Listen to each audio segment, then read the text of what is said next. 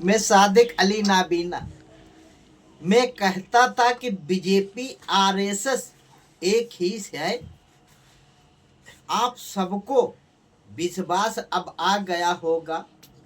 मोदी जी ने दिल्ली में घोषणा की है कि वीर सावरकर के नाम पे एक कॉलेज का नाम रखा जाएगा। मैं इसीलिए तो कहता था कि जिनके मन में वीर सावरकर भरे हों, नाथूराम गोडसे भरे हों, तो वो गांधी जी का, बाबा साहेब भीमराव अंबेडकर का या स्वतंत्रता सेनानी का कैसे सम्मान करेगा। इनके दिल में तो मनु स्मृति भरी हुई है, तो ये भारत के संविधान का कैसे सम्मान करेंगे। यही बीजेपी आरएसएस का दोहरा चरित्र है। ये चाहते यही है कि भारत को हिंदू राष्ट्र बनाया जाए, मनु स्मृति के मुताबिक चलाया जाए, जबकि वीर सावरकर का इतिहास रहा है कि भारत को अगर कोई टू नेशन थ्योरी पे कोई लाया है तो वो वीर सावरकर की है। गांधी जी के हत्या में अगर कोई साजिश करने में शामिल था तो वीर सावरकर है। अगर अंग्रेजों से एक बार नहीं 6 बार पत्र लिख के, माफीनामा लिख के माफी मांगी, वो वीर सावरकर हैं। जिन्होंने अंग्रेजों की दलाली की और दलाली के पेंशन पाने के लिए उस वक्त 60 रुपया, इस वक्त 60,000 क्या 60 लाख तक हो सकते हैं, उनका ये वीर सावरकर है। इसीलिए तो हम कहते हैं कि जिनको वीर सावरकर से मोहब्बत हो, नाथूराम गोडसे से मोहब्बत हो, तो वो गांधी जी, बाबा साहेब भीमराव अंबेडकर से नफरत ही करेंगे।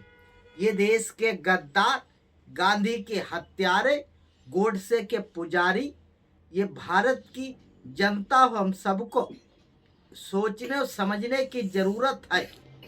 दिल्ली में जो चुनाव बीजेपी लड़ रही है, हमारा तो ये मानना है कि अगर दिल्ली में सत्ता में बीजेपी आती है तो जैसा मणिपुर में दंगा हुआ उस तरीके से दिल्ली में दंगा होना चालू हो जाएगा।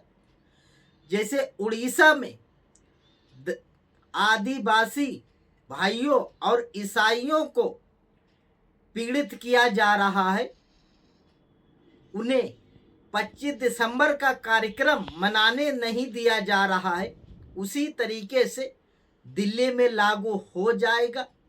ये बीजेपी वाले दंगा ही करते हैं।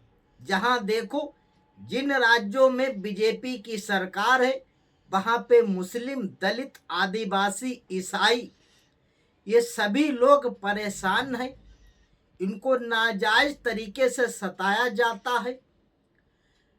जबकि हमारी आदिवासी राष्ट्रपति मुर्मू जी हैं, उनके भी मुंह से आदिवासियों के लिए कोई शब्द नहीं निकलता।